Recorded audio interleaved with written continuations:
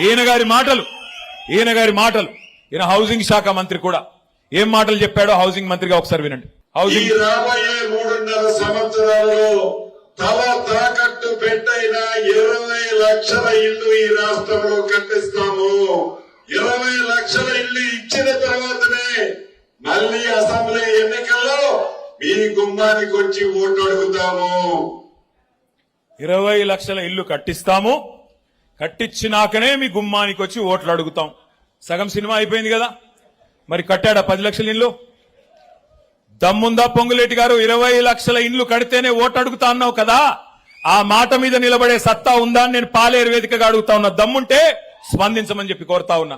20 లక్షల ఇల్లు కడతా అని చెప్పి చెప్పాడు. మరి 20 లక్షల ఇల్లు ఆయన రాఘవ కన్స్ట్రక్షన్ కడుతుందో లేకపోతే ఈయన గారు కడతారో ప్రభుత్వం కడతాదో నాకైతే తెలియదు. ఎందుకంటే హైదరాబాద్ లో ఎక్కడ చూసినా భూములు లాక్కోవడం, నడుస్తున్న ప్రాజెక్టులు లాక్కోవడం.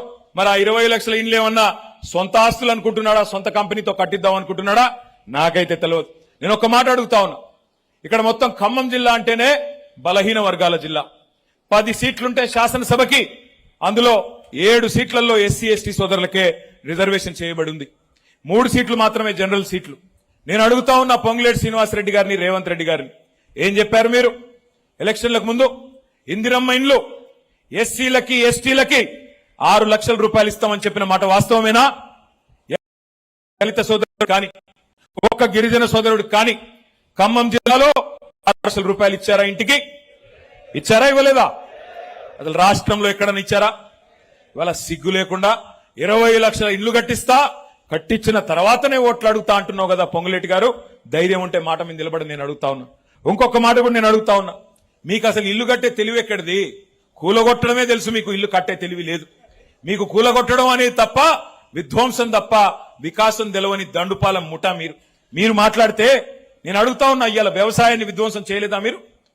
రైతు ఖాతాలో కేసీఆర్ గారు ఉన్నప్పుడు ఒకసారి కాదు, 2 సార్లు కాదు, 11 సార్లు 73,000 కోట్లు మీరు అడిగే అవసరం లేకుండానే, ఎవ్వడికి దండం పెట్టే అవసరం లేకుండా నాట్లేసే టైం వచ్చిందంటే టింగ్ టింగ్ టింగ్ మన ఫోన్ మోగేది, ఖాతాల్లో డబ్బులు పడేది. ఇవాళ ఉన్నదా పరిస్థితి? రైతు బంధు ఎప్పుడు వస్తుందంటే దేవుడికి కూడా తెలియదు. ఎందుకంటే ఆ దేవుడిని కూడా మోసం చేసిన దౌర్భాగ్యులు వీళ్ళు. దేవుడి మీద ఒట్టేసి రుణమాఫీ కొట్టిన దౌర్భాగ్యపు ప్రభుత్వం కాంగ్రెస్ ప్రభుత్వం. అందుకే నేను అంటా ఉన్నా, వ్యవసాయాన్ని విధ్వంసం చేశారు. కేసీఆర్ గారు ఉన్నప్పుడు పొలం కాడికి ఒక ఫోన్ కొడితే ఆటో ఆయన వచ్చి యూరియా వేసిపోయేది, ఆటో అన్న వచ్చి యూరియా మీ ఇంటికాడ మీ పొలం కాడ వేసిపోయేది. నేను చెప్పేది కరెక్టా కాదా? ఇలా పరిస్థితున్నదా? మళ్ళీ వెనకటి రోజులు తెస్తామన్నారు, నిజంగానే ఇందిరమ్మ రాజ్యం అన్నారు. చూస్తే ఏమొచ్చింది? మళ్ళీ వెనకటి రోజులంటే మళ్ళీ యూరియా దుకాణాల ముందు చెప్పుల లైన్లు, మరి మళ్ళీ ఒకసారి ఆధార్ కార్డులు పెట్టుకొని దాని మీద రాళ్లు పెట్టుకొని మళ్ళీ కడుపు కాళ్ళు కాలుతుంటే నడిచిపోయి బువ్వ తినే రోజులు, మళ్ళీ ఆ దుస్థితి మళ్ళీ వచ్చింది. ఒక్క మాట నేను అడుగుతా ఉన్నా. రైతు ఖాతాలో పెట్టుబడి సాయం ఎగ్గొట్టడమే మహాపాపం. మీ మంత్రి గారు చెప్తా ఉన్నాడు పొంగులేటి గారు, భూమి శిస్తు కూడా పెడతాడంట కొత్తగా. మళ్ళీ భూమి శిస్తు, కేసీఆర్ గారు రద్దు చేసిన భూమి శిస్తును మళ్లీ పెడతా అంటున్నాడు మీ రెవెన్యూ మంత్రి గారు. వెన్నుముక లాంటి రైతు ముక్కు విండి వసూలు చేస్తా అని చెప్పి నికృష్టంగా మాట్లాడుతా ఉన్నారు. అందుకే నేను అనేది ఒకటే మాట. ఇవాళ రాష్ట్రంలో ఒక విషయం, యువకులు పెద్ద మనుషులైతేనేమి అందరికీ అన్ని విషయాలు అర్థమైనాయి, తేట తెల్లమైనాయి. ఏమంటున్నాం ఈరోజు మనందరం కూడా? మీరే కదా చెప్పింది, బాండ్ పేపర్ల మీద జేమ్స్ బాండ్ల మాదిరిగా రాసిచ్చింది మీరే కదా.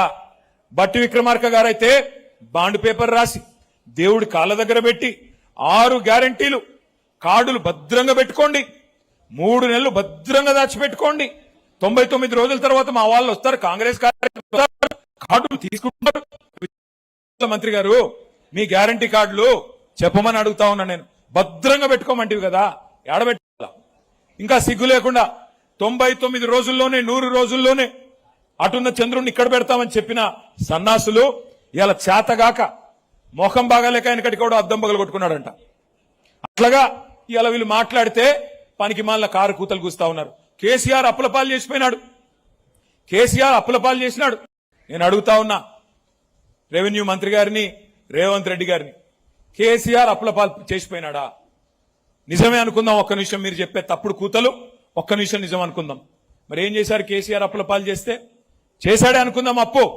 ఏం చేసినాడు కేసీఆర్ గారు? ఏం చేశాడు అంటే 1,00,000 కోట్లు పెట్టి కాళేశ్వరం ప్రాజెక్టు కట్టి గోదావరి నీళ్ళని మన బీడు భూములకు తీసుకొచ్చాడు. సీతారామ ప్రాజెక్టు 80% పూర్తి చేసి బండగా నిలబడ్డాడు. ప్రాజెక్టు రికార్డు సమయంలో 9 నెలల్లో పూర్తి చేసి తిరుమలాయపాలెం మండలం గాని పాలేరు నియోజకవర్గం గాని నీళ్లిచ్చిన మాట వాస్తవం కాదా? పాలమూరు రంగారెడ్డి ఎత్తిపోతల పథకం దశాబ్దాలుగా వెనుకబడ్డ పథకం 90% పూర్తి చేసిన మాట వాస్తవం కాదా?